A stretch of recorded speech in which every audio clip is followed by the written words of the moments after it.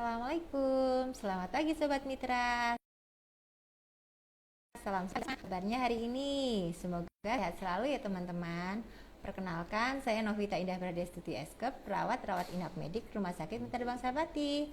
Selamat datang kembali kami ucapkan di acara yang kita tunggu-tunggu pastinya. Apalagi kalau bukan di BBM, Bincang bareng Dokter Mitra. Pagi ini kita bakal bincang-bincang santai dengan topik yuk kenali 3S, serba-serbi stroke. Ya, stroke adalah kondisi yang terjadi ketika pasokan darah ke otak terganggu atau berkurang akibat adanya penyumbatan yang biasa kita kenal dengan stroke iskemik atau pecahnya pembuluh darah yang biasa kita kenal dengan stroke hemoragik. Stroke juga bisa terjadi di berbagai kalangan usia loh Sobat Mitra, mulai dari usia remaja, dewasa, maupun orang tua. Pastinya kita harus tahu ya upaya antisipatifnya, ciri-ciri, gejala stroke maupun cara mengatasinya.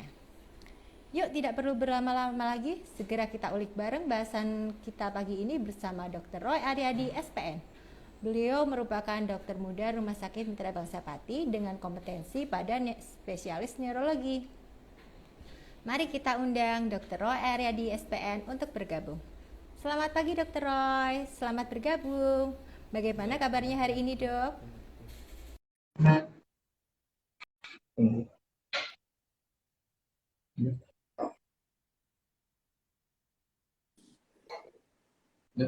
Selamat pagi Dr. Roy, selamat bergabung. Bagaimana kabarnya hari ini dok? Alhamdulillah sehat. Apa kabar Mbak Novita? Alhamdulillah dok. Wah, ini dokter yang sungguh luar biasa ya, pakar kesehatan di bidang saraf. Sebelum kita beralih ke sesi diskusi ya dok, boleh nih disapa Sobat Mitra yang ada di rumah maupun dimanapun berada, yang pastinya sudah menanti live IG kita dari tadi ya. Oke, terima kasih Mbak Novita. Mbak Novita ini salah satu perawat mitra yang cakap dan terampil nih. Jadi senang sekali hari ini bisa ngobrol bersama Mbak Novita ya. Dan juga perkenalkan sebelumnya saya Dr. Roy Aryadi, spesialis neurologi atau biasa dikenal dengan spesialis saraf. Saya bertugas di Rumah Sakit Mitra Bangsa Pati. Bagaimana semua kabarnya? Semoga selalu sehat ya. Dan hari ini, di kesempatan pagi hari ini, kita akan sharing dan belajar bareng, tentunya bersama Mbak Novita. Kira-kira mau bahas apa ini kita, Mbak? Baik dokter, kita di sini akan berbagi pengetahuan tentang yuk kenali 3S, serba-serbi stroke. Oke, baik. Kita akan bahas sama-sama ya. Nah, buat Sobat Mitra di rumah yang nantinya memiliki pertanyaan, bisa langsung saja ketikkan di kolom komentar. Nanti di sesi tanya jawab, jika masih ada waktu, akan kita bahas satu persatu. Oke Dokter Roy, kita mulai ya. Sebenarnya apa sih stroke itu dok? Kalau kesemutan bisa termasuk kategori stroke ringan kah?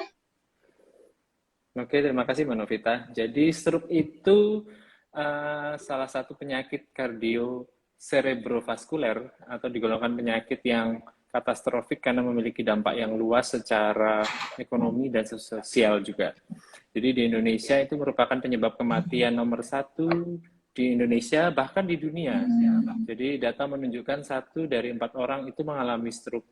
Jadi jangan sampai deh kita kena stroke karena ini sebetulnya bisa dicegah, kita bisa mengantisipasi asal kita tahu faktor risikonya. Nah, kembali lagi ke pertanyaan tadi ya, stroke itu apa sih? Stroke adalah gangguan sirkulasi dari peredaran darah otak, sehingga menimbulkan defisit neurologis. Defisit neurologis itu adalah tanda-tanda atau gejala stroke yang harus kita kenali di saat-saat periode emas atau di 6 jam pertama, sehingga kita bisa memberikan pertolongan lebih cepat, lebih tepat, sehingga pasien terhindar dari kecacatan atau sampai dengan faktor risiko kematian itu tadi. Salah satunya adalah misal ada senyum yang tidak simetris, atau kemudian gerak badannya jadi lemah separuh atau lumpuh separuh, kemudian bicara menjadi pelu atau tidak jelas atau tidak nyambung bicaranya. Kemudian tadi yang ditanyakan Mbak Novita, kebas atau kesemutan, itu juga merupakan salah satu gejala stroke. Kemudian ada lagi rabun atau gangguan penglihatan. Bisa yang terjadi secara tiba-tiba, ataupun yang terakhir sakit kepala hebat. Sakit kepala yang nyerinya tidak pernah dirasakan seberat ini, sehebat ini, itu hati-hati. Bisa merupakan salah satu tanda dari stroke perdarahan yang harus segera mendapatkan pertolongan. Jadi stroke sendiri sebetulnya masih banyak ya yang harus kita bangun kewaspadaan dari sobat sehat semua. Karena dalam praktek sehari-hari, sering sekali saya menemukan pasien itu dibawa ke rumah sakit setelah beberapa hari di rumah, setelah 1 minggu, 2 minggu mencari pengobatan alternatif, kemudian tidak ada perbaikan, baru dibawa ke fasilitas kesehatan. Sangat disayangkan bahwa apabila bisa diberikan dalam waktu periode emas itu, kita bisa mengurangi, mengontrol faktor risikonya, bahkan sampai dengan mengurangi kecacatan tadi. Jadi melalui kesempatan pagi hari ini, saya ingin membangun kewaspadaan sobat sehat semua bahwa stroke itu harus segera ditangani. Jadi jangan ragu untuk ke rumah sakit apabila menemui tanda-tanda stroke yang tadi. Karena bulan lalu di Oktober tanggal 29, kita baru saja memperingati Hari Stroke Sedunia, di mana moto hari ini adalah Minute Save Life, di mana setiap menit itu berharga untuk menyelamatkan setiap nyawa. Jadi bahkan menit aja kita harus segera memberikan pertolongan pada pasien stroke. Jadi jangan tunda untuk ke fasilitas kesehatan atau ke rumah sakit bila sobat sehat menemui tanda-tanda atau gejala stroke.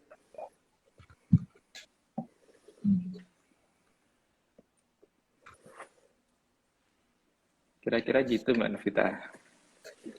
Oh gitu ya dok, berarti penanganan utama itu harus segera dilakukan ya dok, nggak usah nunggu parah dulu ya baru diperiksakan.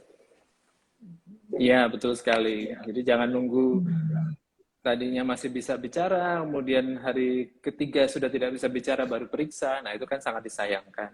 Jumlah sel saraf yang rusak akibat gangguan peredaran darah otak itu semakin banyak, bahkan mungkin bisa menetap, itu yang pengen kita cegah. Oke dokter, mohon penjelasannya ya dokter Roy terkait radiologi intervensi yang biasa dikenal dengan istilah brainwash itu bagaimana dok? Dan apa efek sampingnya ya? Oke, brainwash itu atau yang kita kenal dengan cuci otak ya, bukan mencuci pikiran ya, tetapi secara nyata mencuci peredaran darah otak. Jadi kalau dari kacamata neurologis atau dokter neuro itu merupakan salah satu prosedur diagnostik atau cara kita mencari penyebab adanya atau adakah sumbatan pada peredaran darah utama maupun peredaran darah cabang pada otak kita. Jadi biasanya prosedurnya dilakukan di ruangan tertentu, di ruang yang memiliki perawatan seperti MRI, kemudian nanti dipasang alat atau jadi ada dimasukkan melalui pembuluh darah dari paha atau femoralis, itu naik ke jantung, naik ke karotis, naik ke otak. Nah, di ujung alat tersebut nanti akan dilepaskan zat pengencer darah atau heparin. Nah, selama zat heparin itu dikeluarkan, nanti dari MRI itu akan melihat apakah bisa memvisualisasi atau memfoto pembuluh darah kita dari yang utama sampai dengan cabang-cabang terkecilnya, apakah terjadi sumbatan atau tidak. Jadi itulah istilah yang dikenal dengan brainwash. Jadi merupakan salah satu prosedur diagnostik. Semua tindakan itu pasti ada efek samping ya.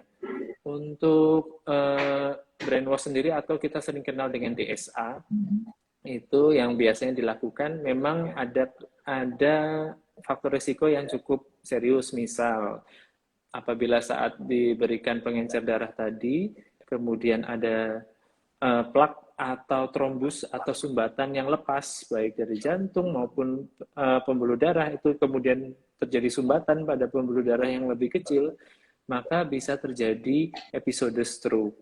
Itulah kenapa tindakan ini memang berisiko, tetapi harus dilakukan oleh dokter yang kompeten. Jadi apabila terjadi efek samping bisa segera melakukan tindakan selanjutnya. Apa yang harus dilakukan sehingga meminimalisir efek samping tadi. Mungkin begitu, Mbak Novita. Oke, makasih dok. Tanya lagi nih dok. Dok, seberapa persen sih resiko anak-anak dapat terkena stroke Apakah hampir tidak ada kemungkinan atau gimana ya, Dok? Jadi stroke itu memiliki beberapa faktor risiko ya, Manavita ya. Jadi kita sobat sehat juga perlu kenal nih faktor risiko stroke itu ada yang tidak bisa diubah, ada yang bisa diubah. Kemudian faktor risiko yang tidak bisa diubah itu salah satunya adalah umur. Nah, memang secara data statistik semakin tinggi umur semakin besar risiko orang untuk terkena stroke akibat sudah banyak proses degeneratif, mulai mengidap penyakit-penyakit kardiovaskuler, sakit jantung, punya diabetes, hipertensi, mungkin faktor risiko yang lain. Tetapi dari beberapa literatur memang menunjukkan bahwa genetik pun memiliki faktor pencetus untuk terjadinya risiko stroke. Ini biasanya terjadi pada usia yang lebih muda, bisa pada anak-anak. Anak-anak bisa juga satu karena genetik atau memiliki kelainan pembuluh darah. Misalnya di otak terjadi aneurisma, nah kemudian pembuluh darah itu yang terjadi kelainan itu dia rapuh, kemudian pecah. Nah itu bisa terjadi episode stroke. Biasanya karena gangguan genetik untuk yang anak-anak. Jadi sampai saat ini ya secara rutin pemeriksaan memang tidak pernah dilakukan, tetapi kita perlu waspada apabila keluarga kita memiliki riwayat stroke, maka kita perlu memasukkan pola hidup sehat sebagai salah satu rutinitas kita sehari-hari. Berarti tidak menutup kemungkinan ya, Dok, kalau anak-anak itu ya bisa terjadi juga. Ya, betul.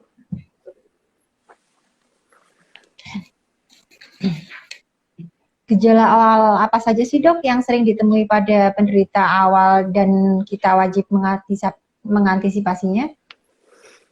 Oke, mungkin seperti tadi saya sudah cuplik sedikit ya. Jadi beberapa gejala stroke itu ada akronim yang dibuat namanya segera ke RS. Tapi karena saya nggak bisa share screen di sini, jadi saya bacakan hanya itu adalah senyum yang tidak simetris. Misal tiba-tiba mulutnya perot, senyumnya berubah, itu G-nya itu gerak tubuh yang tidak melemah atau mungkin lumpuh, gerak tubuh separuh yang melumpuh. Kemudian ra itu bicaranya pelo, bicaranya tidak nyambung atau kata-katanya nggak bisa dimengerti. Nah, kemudian itu kebas atau kesemutan yang terjadi pada separuh tubuh. Nah, itu jangan disepelekan, mungkin merupakan salah satu gejala stroke. Kemudian ke RS tadi ya, segera ke RS. R-nya ini rabun penglihatan. Jadi gangguan penglihatan yang terjadi secara tiba-tiba. Jadi perlu juga diantisipasi apakah ini stroke atau bukan. Kemudian S yang terakhir, sakit kepala. Sakit kepalanya bukan sakit kepala yang harian kita rasakan ya, tapi sakit kepalanya ini biasanya tipenya sangat hebat. Nyeri kepala berat yang tidak pernah dirasakan sebelumnya. Dan ini yang perlu diwaspadai sobat sehat semua, mungkin merupakan salah satu gejala stroke. Apabila menemui gejala segera ke RS ini, maka ya jawabannya tadi, segera ke RS, segera ke fasilitas kesehatan, supaya segera mendapatkan penanganan. Jadi jangan lupa bahwa stroke itu salah satu penyakit yang tidak menular, jadi masih bisa kita antisipasi. Tetapi mungkin teman-teman ada yang memiliki faktor risiko, jadi mulai segera aware faktor risikonya. Karena kita bahas faktor risiko nih, Mbak Novita, saya sekalian bahas ya faktor risiko tadi ya. Ya, Dok. Faktor risiko stroke tadi kan ada yang tidak bisa diubah, ada yang bisa diubah. Untuk yang tidak bisa diubah itu salah satunya adalah umur. Semakin tua, semakin tinggi. Kemudian jenis kelamin. Biasanya memang lebih banyak pada laki-laki. Tetapi beberapa penelitian di atas usia 55 tahun lebih banyak pada wanita. Kemudian pada ras tertentu. Kemudian ada secara genetik. Misalnya tadi pada anak-anak terjadi aneurisma atau gangguan bentuk formasi pembuluh darah otaknya terjadi kelainan, itu bisa disebabkan oleh faktor genetik untuk terjadinya stroke. Nah, kedua adalah faktor resiko yang bisa diubah. Nah, ini banyak banget. Yang tidak bisa diubah cuma 4 tadi, umur, jenis kelamin, ras, genetik. Cuma sedikit. Tetapi yang bisa diubah ini banyak. Jadi sobat sehat semua nggak perlu khawatir masih banyak yang bisa kita upayakan supaya menurunkan angka resiko kita untuk terkena stroke. Salah satunya hipertensi, kencing manis atau diabetes, kemudian obesitas, ini faktor risiko yang bisa diubah, kemudian dislipid atau kadar kolesterol atau lemak darah yang berlebihan, kemudian adakah gangguan jantung, kemudian merokok, itu juga salah satu faktor risiko yang bisa diubah, stres, kemudian migrain, kemudian penyalahgunaan obat, konsumsi alkohol, dan juga penggunaan kontrasepsi hormonal. Jadi banyak sekali faktor-faktor yang bisa kita ubah. Jadi tidak perlu berkecil hati kalau memang di keluarga memiliki riwayat stroke. Tetapi bila kita memiliki pola hidup yang sehat, tentu resiko itu hanya terjadi secara teori saja. Tapi kita bisa menurunkan angka risiko stroke pada diri kita sendiri, bahkan pada keluarga kita yang lain. Nah, bagaimana sih cara mencegahnya? Nah, salah satunya tadi kan kita udah bahas nih faktor risiko yang bisa diubah. Ternyata dari beberapa penelitian, 50% kasus stroke itu berhubungan dengan darah tinggi. Jadi teman-teman perlu melakukan, paling tidak pernah ngecek lah, tekanan darah saya berapa. Kalau memang tekanan darahnya masuk dalam golongan tinggi, nah itu perlu segera mendapatkan penanganan, baik secara obat ataupun secara non-obat, misal dengan diet mengurangi garam, mengurangi minyak, menambah konsumsi serat, itu karena dari data Kemenkes ini 25,8% penduduk Indonesia ini menderita hipertensi. Nah, jadi paling enggak dari itu bisa meningkatkan juga risiko untuk terjadinya stroke. Nah, data berikutnya ini 1 dari 5 kasus stroke itu berhubungan dengan diabetes. Jadi seperti faktor risiko yang tadi. Jadi kalau teman-teman punya kadar gula yang berlebihan, segera ditangani. Baik tadi mengatur diet atau memang harus membutuhkan pertolongan medis dengan obat-obatan. Kemudian tadi 1 dari 4 kasus stroke berhubungan dengan kadar LDL atau kadar lemak darah yang jahat, yang cukup tinggi.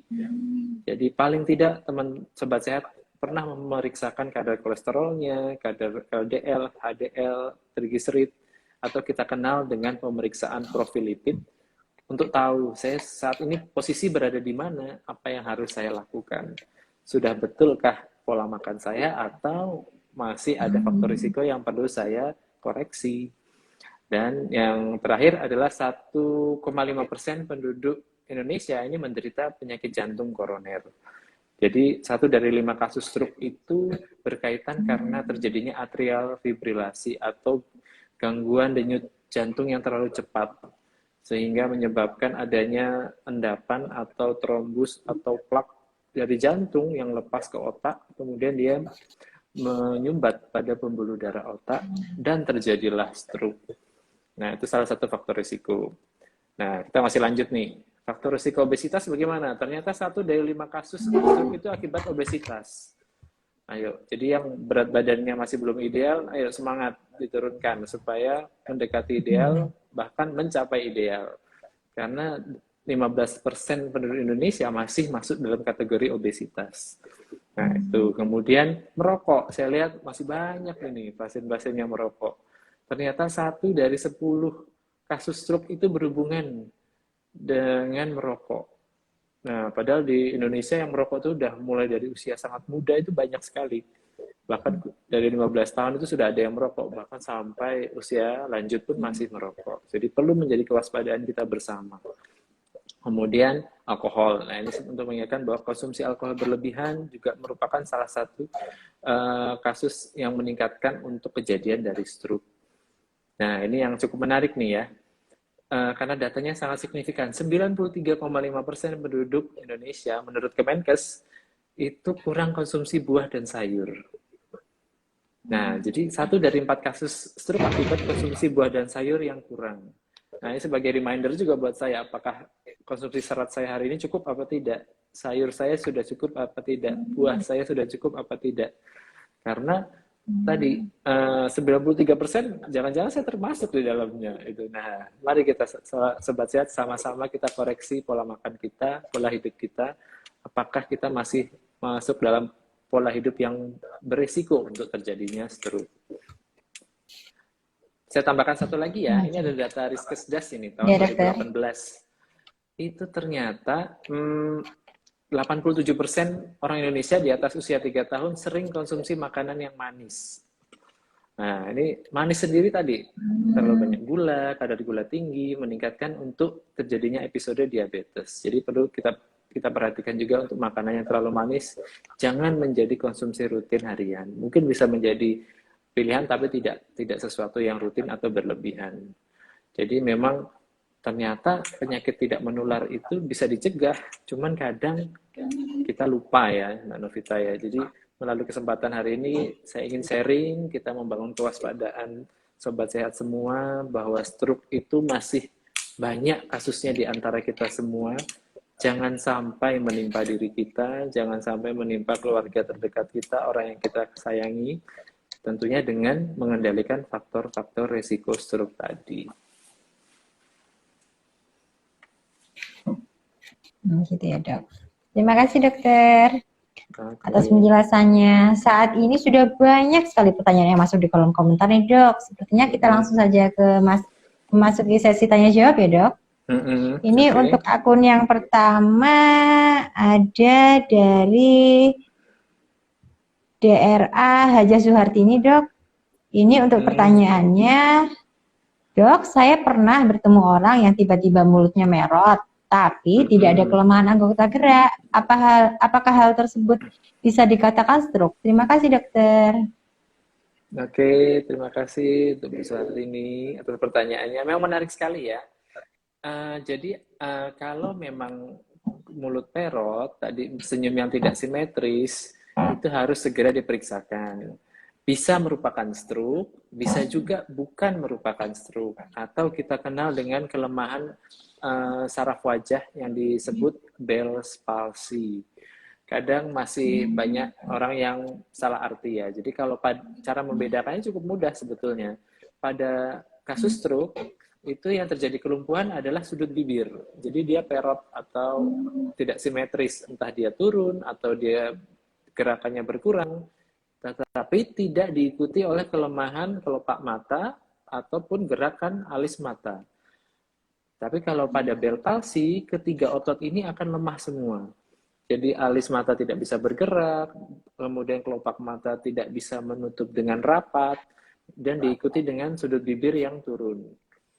Nah, itu kalau memang tiga-tiganya itu ada, kemungkinan bukan stroke, itu adalah Bell palsy. Jadi kalau sudah ada kecurigaan tadi senyum yang tidak simetris, bibir perot, segera periksakan ke rumah sakit supaya nanti kita bisa mendiagnosa dengan lebih cermat. Mungkin gitu Mbak Novita. Gitu. Terima kasih, dokter. Ya. Ini ada pertanyaan dari akun Ana Teknik, Kang Mas Atkon99, sama ini untuk Mbak Afrilia SPA Dok dan Mbak Anggita Novi. Untuk pertanyaan tadi sudah tercakup di sesi pertama tadi ya, Dok. Ini pertanyaannya tentang riwayat tensi, apa beresiko, apa perbedaan Bell palsy, ini sudah disampaikan semuanya oleh Dokter Rai barusan. Gitu ya, Dok. Ini untuk teknik ini Mbak Novita. Ana Teknik ini, Dok, sebentar, Dok. Sudah ya? Oh iya, Dok. Ini dari Ana. Oh iya nih, Dok. Sebentar, ini ada pertanyaan selanjutnya. Pertanyaan kedua dari Ana Teknik. Ini pertanyaannya, Ibu stroke, apa anaknya juga ada kemungkinan kena stroke juga, Dok?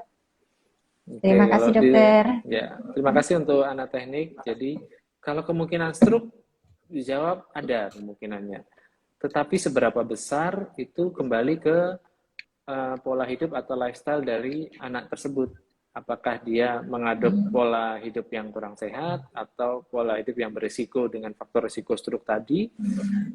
Kalau tidak, ya kemungkinan untuk stroke-nya ya kecil, bahkan tidak sampai manifest atau tidak kejadian adanya serangan stroke. Jadi tidak perlu berkecil hati tadi.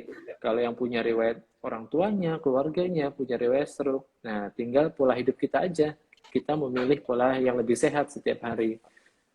Melalui dengan perubahan kecil yang lama-lama jadi besar. Jadi tidak harus drastis karena Pola hidup sehat ini akan kita adopt sepanjang kita hidup. Jadi mulai hari ini misal kita mulai menambah konsumsi sayur. Mungkin besok kita nambah apa? Air putihnya ditambah. Besok nambah apa? Mengurangi gorengan. Besok ditambah mengurangi asin-asin. Besoknya olahraga. Masih banyak ruang untuk perkembangan kita ke depan. Tapi lakukan dengan konsisten. Lakukan dengan istiqomah. Karena itu yang akan memberikan hasil di kemudian hari. Oke, mungkin gitu Mbak Novita. Ya, terima kasih dokter. Ini untuk pertanyaan selanjutnya dok dari akun Rizky @gila. Dok mau tanya, untuk orang yang terdiagnosis SNH, olahraga ringan yang bisa dilakukan di rumah apa saja dokter? Terima kasih. SNH atau stroke non-hemorragik ini adalah stroke akibat gangguan peredaran darah oleh sumbatan.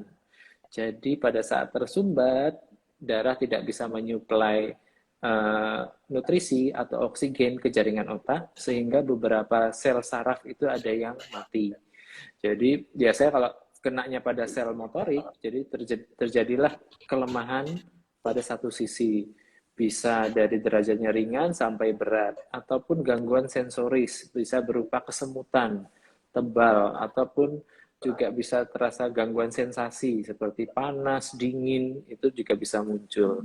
Jadi faktor risiko kedepannya adalah kekakuan atau spastisitas akibat kurangnya rangsang saraf yang dari sentral ke perifer, dari otak ke jaringan tubuh kita itu kurang.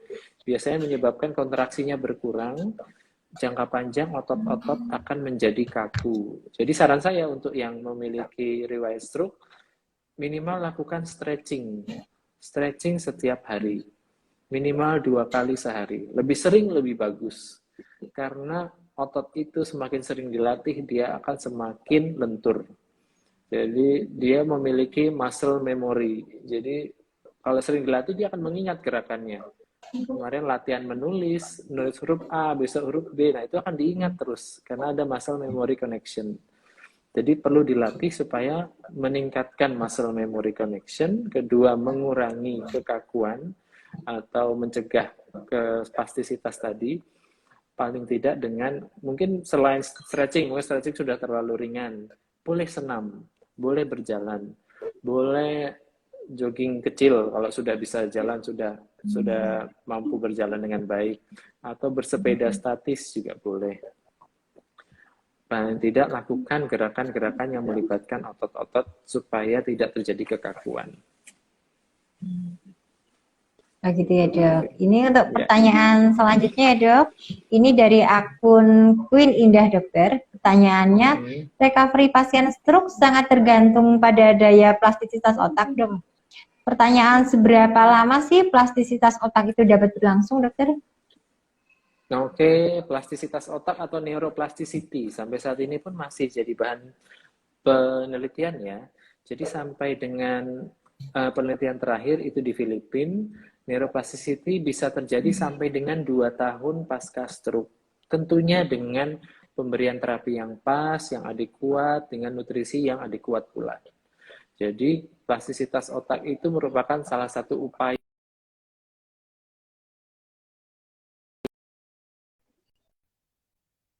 sekitarnya yang mati.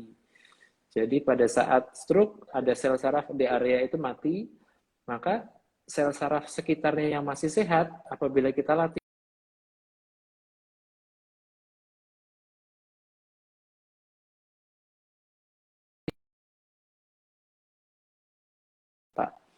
dan itu pun membutuhkan berbagai faktor tadi, obat yang tepat, nutrisi yang tepat, latihan yang tepat, motivasi yang baik, dan juga konsistensi yang tinggi. Karena semakin sering dilatih, otot tadi muscle memory connection itu akan semakin terpacu. Jadi seberapa lama memang paling baik itu dia dalam 8 minggu pertama perbaikan plastisitas ini. Tapi setelah itu kita masih punya harapan sampai dengan 2 tahun. Tapi tentunya kita perlu logis bahwa 2 tahun itu persentase yang kita capai tidak sebanyak yang di fase-fase awal. Itulah kenapa saya membangun kewaspadaan bahwa segera memeriksakan diri kalau ada curiga gejala stroke. Supaya tadi kita tidak kehilangan golden time atau waktu emas kita untuk memberikan recovery kepada saraf-saraf yang terkena stroke itu. Gitu, Mbak gitu, Dok. Novita. Terima kasih, Dokter. Pertanyaan selanjutnya, Dok. Ini dari Tama aja. Pertanyaannya, tindakan apa yang setiap hari yang bisa kita lakukan tapi sangat bermanfaat bagi pencegahan stroke, terutama bagi orang yang bekerja? Oke, tadi kita sudah bahas tentang faktor risiko stroke ya, yang bisa diubah. Ada hipertensi, ada diabetes, ada obesitas, kemudian ada merokok. Nah, untuk orang yang bekerja, antisipasi aja faktor-faktor ini. Ini akan memberikan outcome atau persentase penurunan risiko stroke yang cukup besar. Mulai dengan tadi, misalnya hipertensi, kita mengurangi makanan yang asin, berminyak, gorengan, bergajih gitu. Nah, itu kita mulai mengurangi. Terlalu bersantan kental itu juga hati-hati, jangan menjadi asupan rutin kita setiap hari. Kemudian diabetes, kita mengatur konsumsi gula kita sehari-hari, karena gula itu bila berlebihan akan menjadi faktor pencetus inflamasi juga untuk kita, selain meningkatkan kadar gula. Kemudian obesitas, tadi dari hasil penelitian yang 90% lebih 93% orang Indonesia kurang makan sayur dan buah. Kenapa kita tidak mengubah isi piring kita menjadi konsumsi sayur dan buah yang lebih banyak gitu? Mungkin misalnya kita belum bisa untuk olahraga, kita ubah saja isi piring kita menjadi isi yang lebih sehat. Nah, nanti setelah itu menjadi sebuah kebiasaan, saran saya ditambahkanlah dengan olahraga. Karena itu akan melengkapi dari kesehatan kardiovaskuler dan cerebral kita, kesehatan jantung dan otak kita, sehingga sirkulasinya pun juga akan lancar. Gitu, Dokter. Selanjutnya, Dok, pertanyaan dari akun Tuti. Pagi, Dokter, mau tanya, jika penderita stroke sudah kena serangan ketiga dan mengalami muntah cairan hitam, apakah itu ada kaitannya dengan stroke lainnya? Oke, stroke berulang atau stroke recurrent. Kalau dari ceritanya, mungkin ini stroke, saya menganggap stroke sumbatan ya, sampai dengan 3 kali, kemudian ada cairan hitam, itu biasanya merupakan tanda-tanda gangguan perdarahan lambung. Jadi pada saat terjadi iritasi lambung, luka di lambung, perdarahan lambung bisa menyebabkan muntah yang berwarna hitam atau kita sebut dengan hematemesis ya. Nah, itu biasanya akibat penggunaan antiplatelet atau obat pengencer darah dalam jangka waktu yang lama. Nah, pertanyaannya adalah apakah faktor resiko stroke juga sudah ikut dievaluasi? Karena orang stroke tidak hanya datang dengan kejadian stroke saja, pasti sudah ada benang merah dengan faktor risiko yang lain, hipertensinya, kolesterolnya, gulanya, berat badannya, merokoknya. Nah, itu apakah sudah dievaluasi? Kalau belum, kalau hanya dengan minum obat saja, tentu outcome-nya tidak menjadi memuaskan, karena faktor risiko inilah yang memicu untuk terjadi stroke berulang.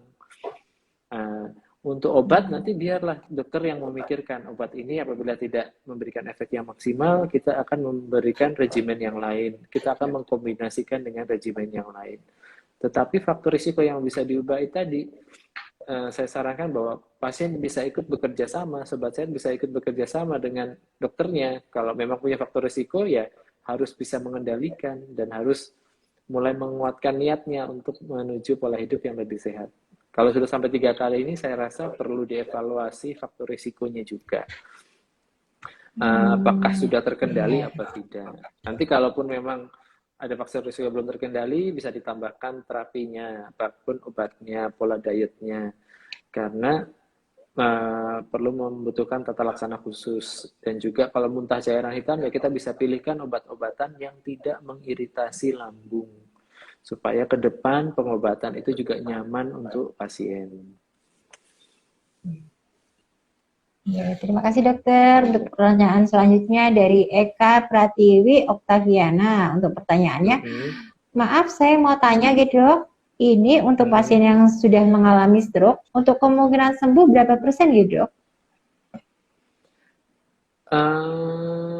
Pasien yang sudah mengalami stroke untuk kemungkinan sembuh berapa persen? Oke, pertanyaannya seberapa cepat pasien dibawa ke rumah sakit itu juga mempengaruhi outcome atau nilai kesembuhan dari pasien.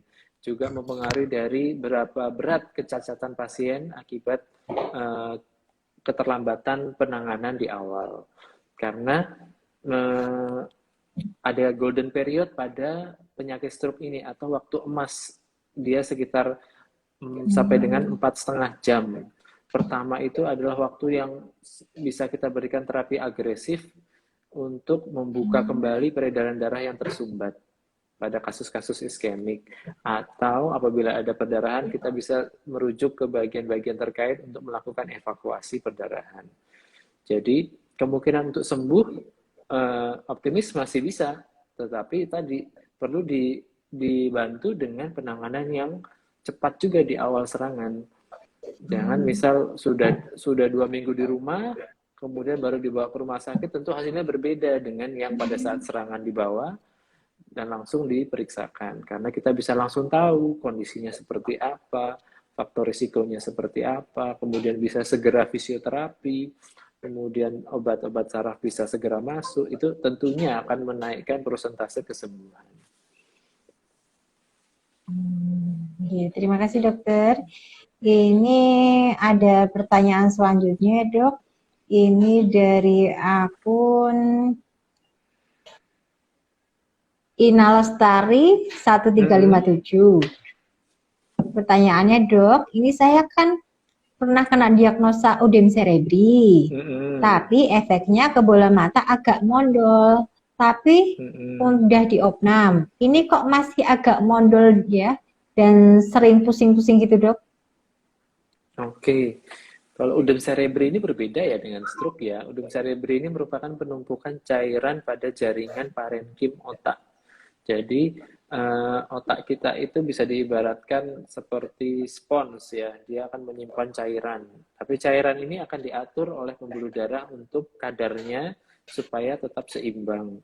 Pada kasus udem cerebri atau pembengkakan otak, kadar cairan yang disimpan ini berlebihan sehingga menyebabkan otaknya bengkak.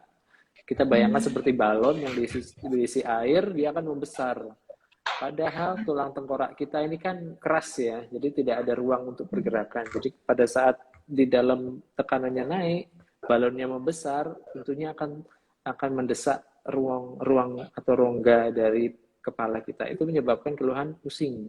Inilah yang disebut dengan udem cerebri. Nah, udem cerebri pun banyak penyebabnya. Nah, ini perlu dicari.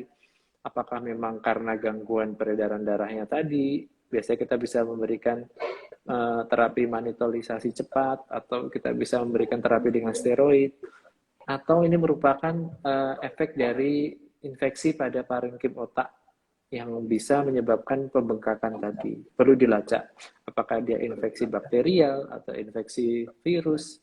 Itu perlu dilacak karena memiliki tata laksana terapi yang berbeda. Nah, ini jadi perlu dilihat lagi penyebab udemnya itu apa.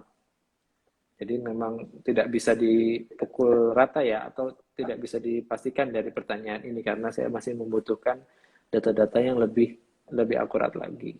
Mungkin itu yang bisa saya jawab untuk Mbak Ina Lestari ya, 1357. Terima kasih dokter. Pertanyaan selanjutnya dok. Ini ada Indah Melilea 0105. Dokter, mulai kapan seseorang yang menderita hipertensi harus konsumsi obat secara rutin? Dan resiko dari konsumsi obat secara rutin itu bagaimana dok? Terima kasih. Mama boleh bilang tadi yang pertama sebelumnya? Ini pertanyaannya, kalau seseorang menderita hipertensi itu ya dok, kapan harus konsumsi obatnya secara rutin? Terus resiko apa yang ditimbulkan kalau konsumsi obat secara rutin itu dok? Terima kasih. Oke, jadi saya tidak memungkiri bahwa obat itu adalah toksik juga ya. Jadi juga memberikan efek samping, tetapi juga memberikan manfaat untuk kita. Jadi kenapa beberapa obat itu hanya bisa diresepkan oleh tenaga medis, oleh dokter? Karena sudah dipertimbangkan efek samping dan efek manfaat yang akan diterima oleh pasien yang menggunakan. Jadi, apabila memang sudah terdiagnosa dengan hipertensi, tentu obat menjadi salah satu pilihan. Tetapi tidak menutup kemungkinan tadi pola lifestyle. Mungkin dia menjadi hipertensi karena sering makan makanan yang tinggi garam, sering makan makanan yang tinggi lemak, makanan yang digoreng. Karena makanan itu semua memang rasanya sangat enak ya, tapi kalau memang memberikan efek samping buruk kepada kesehatan kita, nah akar masalah ini yang harus kita perbaiki. Nah, jadi obat merupakan salah satu media pembantu apabila kita memang sudah, saran saya sudah merubah pola hidup kita. Kalau memang pola hidup kita sudah tertib, tensi masih tinggi, nah berarti obat ada tempat untuk membantu menurunkan tekanan darah. Dan tentunya penggunaan obat jangka panjang itu harus dalam pengawasan dokter. Karena beberapa efek samping tentunya obat bisa dibuang atau dikeluarkan dari tubuh, bisa melalui liver atau hati, bisa melalui ginjal. Tentunya dua organ inilah yang akan kena efek samping dari penggunaan obat yang lama. Nah, jadi memang harus digunakan secara bijak dan harus kontrol. Jadi tidak periksa sekali dapat obat A, seumur hidup pakai obat A, tidak pernah ketemu dokternya lagi. Nah, itu banyak kita temui, orang langsung beli sendiri tanpa mengevaluasi kondisinya. Karena dalam perjalanannya mungkin obat itu perlu diganti, obat itu perlu naik turun dosis, atau perlu kita stop karena mungkin sudah bagus gitu, tetapi ada yang tidak memeriksakan diri jadi tidak tahu harus melakukan apa, jadi minum obat terus, mungkin gitu Mbak. Oh, gitu ya, Dok. Ini kayak ada Terima kasih, pertanyaannya Dokter. dari, ini ada lagi nih Mbak pertanyaan dari daerah Haja Suharti ini Mbak, golden period ketika mulut Oh, merot iya, Dok. Ini yang golden. baiknya berapa? Oh, iya, Oke. Dokter.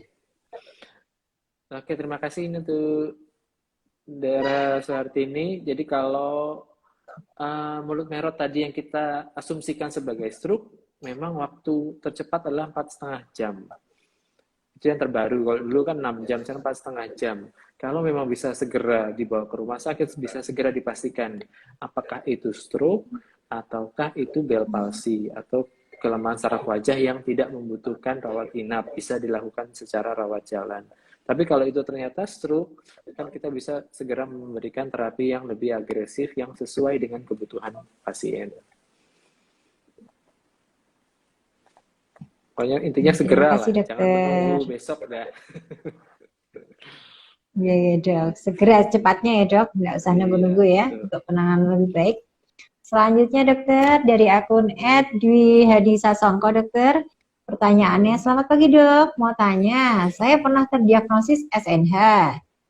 SNH ringan saat ini. Alhamdulillah tekanan darah stabil, cuma untuk asam uratnya masih belum stabil di angka 14. Apakah itu bisa memicu terjadinya stroke ulang, Dokter? Terima kasih. Secara langsung, oke, terima kasih untuk pertanyaannya. Kalau secara langsung mungkin untuk asam urat tidak ya, karena asam urat biasanya menyebabkan deposit pada sendi-sendi, jadi peradangan sendi, kemudian deposit di ginjal itu berupa batu ginjal akibat asam urat yang tinggi. Tetapi jangka panjangnya apabila terjadi gangguan pada ginjal, itu maka regulasi tekanan darah pun akan terganggu karena tensi kita itu terpengaruh oleh kinerja dari ginjal. Kalau kinerja ginjal kita terganggu, maka tekanan darah bisa naik turun. Nah, itulah yang bisa menyebabkan risiko stroke. Nah, kemudian untuk yang asam urat tadi mungkin perlu dievaluasi dari pola makannya, apakah masih mengkonsumsi makanan yang tinggi purin. Biasanya kalau saya edukasi ke pasien itu ada akronim namanya aku benjol. Aku benjol. A-nya itu alkohol. Alkohol, baik minuman beralkohol ataupun tape. Kemudian K, kacang-kacangan. U-nya itu udang dan ikan laut. Hati-hati. Kemudian benjol. B-nya itu adalah bayam, kangkung, buncis, itu juga perlu diperhatikan.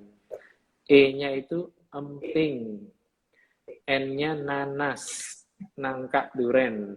J-nya jeroan, O-nya itu otak, dan L terakhir adalah lemak. Jadilah aku benjol sebagai jembatan keledai untuk mengingat diet pada pasien asam urat. Mungkin itu mudah-mudahan bisa mengatur pola makannya ya. Ya, ini untuk akun Anggita Novia, akun Aprilia, akun lagi ini ada Rizky Dila. Untuk pertanyaannya sudah tercakup dari pemaparan materinya Dr. Roy tadi ya. Sama ini ada juga untuk Queen Indah. Satu lagi ada ini dari Indah Lestari, sudah tercakup dengan materi yang tadi sudah disampaikan untuk Dr. Roy. Ini untuk pertanyaan selanjutnya, dokter. Ini ada pertanyaan dari akun, sebentar dok.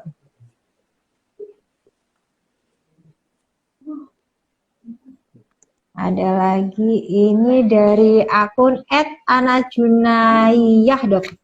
Dok, ayah saya kan sempat mengalami stroke setengah badan, tidak bisa digerakkan dan susah untuk berbicara. Dan setengahnya badannya lagi itu normal dok. Dan sekarang dalam perawatan dan terapi. Apakah itu masuk kategori stroke ringan? Terus bagaimana cara mengantisipasinya ya dok?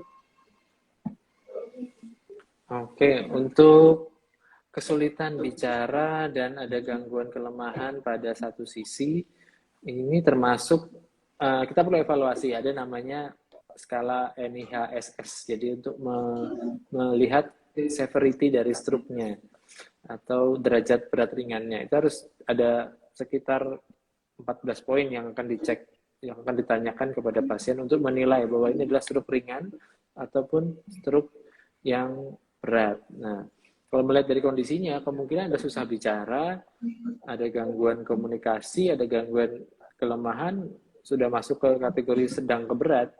Jadi memang harus melalui terapi yang lebih agresif, mungkin bisa selain fisioterapi, kontrol di dokter saraf secara rutin, mengendalikan faktor risiko, juga perlu terapi bicara.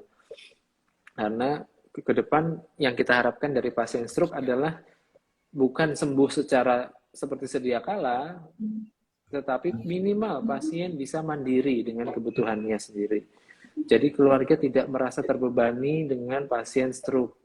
Pasien bisa mandi sendiri, bisa makan sendiri, bisa pakai baju sendiri. Itu sudah merupakan tujuan minimal dari yang kita harapkan dengan proses pengobatan dan rehabilitasi pada pasien stroke. Karena kita tidak menutup kemungkinan bahwa pasien stroke sebetulnya yang sakit tidak hanya pasiennya saja, tetapi keluarganya juga ikut sakit karena harus berubah semua kebiasaannya. Yang tadinya tidak pernah menemani orang tuanya untuk makan, saat ini harus menemani, yang tadinya harus bekerja, harus cari waktu, menemani kontrol, rehabilitasi sama yang atau komitmen yang cukup berat karena semua keluarga diminta untuk bekerja sama supaya menyukseskan pengobatan stroke itu. Jadi ayo, mumpung kita tidak ada serangan stroke, ayo kita lebih baik mencegah deh. Karena ini bukan penyakit keturunan yang 100% keturunan, tapi penyakit tidak menular yang bisa diantisipasi. Nah, itu dia. Oke, dokter. Terima kasih, dokter. Nah, selanjutnya, sudah dok.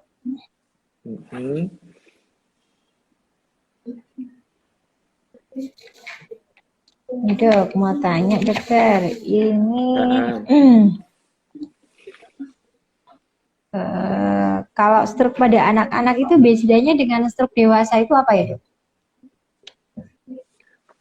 Kalau secara klinis mungkin sama ya Mbak Vita ya, stroke pada anak hanya pada usia, dan biasanya kita mencari penyebabnya. Karena pada anak biasanya tidak banyak faktor risiko tadi, mungkin tidak punya hipertensi, tidak punya sakit gula, atau mungkin anak yang memiliki gangguan genetik, tadi misal dia sudah punya penyakit jantung bawaan, itu juga bisa manifest risiko stroke di kemudian hari. Kemudian anak dengan gangguan malformasi pembuluh darah otak, mungkin ada aneurisma, ada gangguan bentuk pembuluh darah otak yang tidak normal, itu bisa menyebabkan sumbatan ataupun pecahnya pembuluh darah otak. Jadi kalau dari klinisnya itu sama, gejalanya sama, tetapi mungkin dari etiologi penyebabnya itu yang membedakan. Gitu ya dok. Hmm. Dok, mau tanya nih, kalau untuk stres itu bisa berisiko terkena stroke gak dok? Terus kalau iya, gimana ya cok cara manajemen stres itu sendiri dokter? Oke, stres apalagi di era pandemi ini merupakan hal yang sangat familiar ya. Bahkan nggak memungkiri saya sendiri sering stres ya semenjak pandemi ini. Memang secara tidak langsung stres bisa menjadi salah satu faktor risiko stroke secara tidak langsung. Tetapi bagaimana kita memanajemen stres? Kalau kita stres kemudian makan aja, makannya tidak diatur, nah itulah menjadi salah satu pintu menuju ke faktor risiko stroke yang lebih besar. Jadi kalau kita misalnya kita stres terus kita olahraga terus kemudian mungkin berbeda dengan orang yang stresnya larinya ke makan, kemudian minum beralkohol tadi mungkin, atau makan yang manis, makan yang asin, atau merokok mungkin stres kemudian rokoknya jadi bertambah, yang biasanya cuma satu batang jadi satu bungkus. Jadi stres ini jadi seperti apa ya, jendela atau trigger untuk faktor risiko yang lain juga bisa muncul. Jadi untuk mengelola stres, saya rasa ya sangat individual sekali ya, tidak bisa kita bahas secara komprehensif di sini, karena membutuhkan penata laksanaan dari teman-teman psikolog maupun dokter psikolog, psikiater atau dokter jiwa untuk menggali lebih dalam penyebab stresor ini.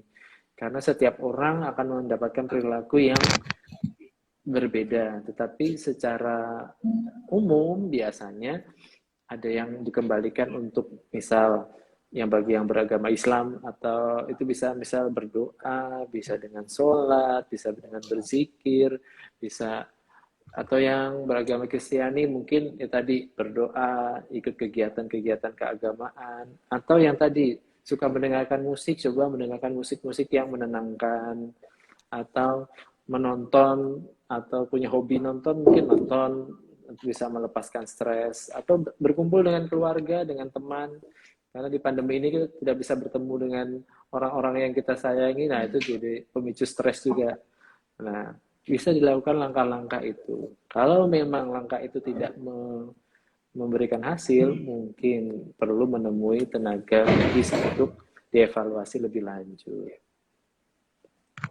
Gitu ya dok. Ini ada pertanyaan selanjutnya dok dari akun Tamtama aja.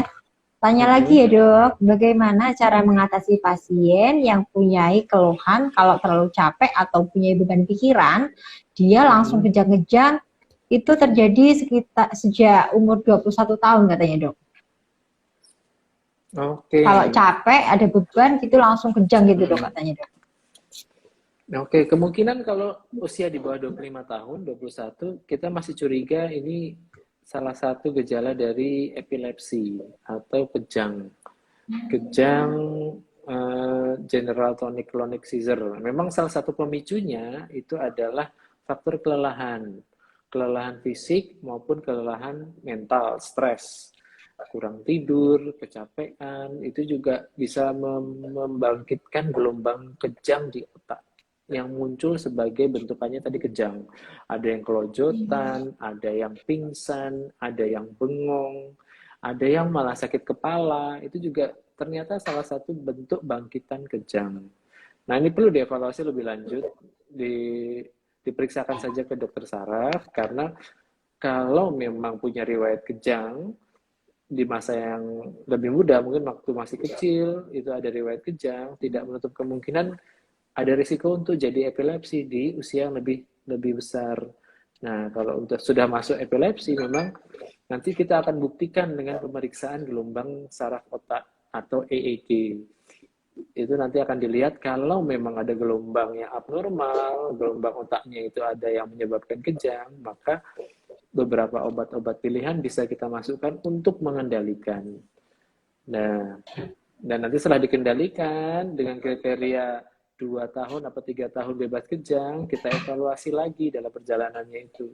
Kalau gelombang kejangnya sudah tidak ada, kita akan progres untuk menurunkan obat sampai dengan berhenti obat. Jadi saran saya segera diperiksakan deh. Itu kalau epilepsi ya. Atau juga kecapean, stres, ada lagi yang namanya histeria, konvulsi. Itu ada juga yang orang kejang karena dia stres. Itu ada. Kalau itu beda penanganannya. Jadi tidak diberi obat-obatan epilepsi, tapi diberikan obat-obatan untuk anxiety. Nah itu kita bisa evaluasi dan kita perlu periksa lebih lanjut. Karena ada tanda gejala yang khas pada 2 kasus itu.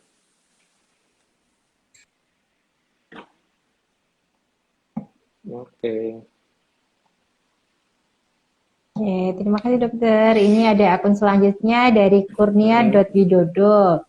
Ini untuk pertanyaannya dok. Dokter, saya kadang-kadang tiba-tiba kepala terus kesemutan, tapi tangan dan kaki nggak ikut kesemutan dan cenderung tekanan darahnya itu rendah dok. Gimana solusinya ya dok? Kalau kepala kesemutan bisa jadi adanya gangguan sirkulasi pada peredaran darah otak yang menurun. Biasanya kalau peredaran darahnya menurun, berarti suplai oksigennya kurang, kemudian nutrisi untuk jaringan-jaringan otak, nutrisi untuk jaringan-jaringan saraf juga berkurang. Kalau pada jaringan saraf berkurang, keluhannya jadi kesemutan. Nah, itu satu. Bisa karena peredaran darah. Itu cara penanganannya ya tadi, menaikkan tekanan darah dengan mengkonsumsi cairan lebih banyak.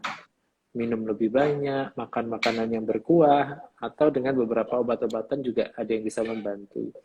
Kemudian yang kedua, tensi baik, kok masih belum membaik juga, ternyata bisa juga karena kekurangan vitamin saraf. Ada beberapa vitamin neurotropik yang bisa diberikan untuk membantu saraf-saraf tadi yang menjadi sensitif akibat kekurangan kekurangan vitamin saraf tersebut. Bisa berupa vitamin B1, B6, B12, atau kita juga bisa pakai mecobalamin, itu juga lebih bagus untuk mengatasi keluhan kesemutan itu. Jadi perlu dilihat lagi kondisinya. Ya dokter, terima kasih. Ada pertanyaan yang masuk lagi nih dok. Dari Eki Sulis dokter. Siang dokter, mau tanya dokter. Bagaimana harapan kesembuhan pada stroke berulang? Apakah lebih sulit atau bagaimana dokter? Terima kasih dokter. Terima kasih Mbak Iki Sulis. Ini pada stroke berulang memang angka kecacatan atau keparahannya biasanya menjadi akumulasi. Jadi pada serangan pertama mungkin kelemahan tangannya masih bisa ngangkat, tapi serangan berikutnya tangannya jadi semakin lemah. Jadi jumlah sel saraf yang rusak itu pun jadi semakin banyak. Jadi angka kecacatan atau keparahannya juga semakin meningkat. Itu jadi memang perlu penanganannya lebih lanjut, dievaluasi lebih lanjut mengapa sampai berulang. Biasanya adalah faktor resiko yang belum terkendali. Apakah hipertensinya, apakah gulanya, apakah kolesterolnya, apakah ada gangguan jantung, apakah pola makannya, itu adakah yang belum pas untuk pasien tersebut. Karena apabila tidak dievaluasi, ya tadi faktor risiko akan tetap tinggi. Nah, kemudian ada lagi yang memiliki resistensi terhadap beberapa obat pengencer darah. Jadi pada orang tersebut mungkin reaksinya tidak maksimal, jadi tidak memberikan efek pengenceran darah yang diharapkan. Itu juga bisa terjadi risiko stroke berulang. Nanti kita neurolog yang akan mengevaluasi dan akan memberikan terapi antiplatelet yang lebih cocok.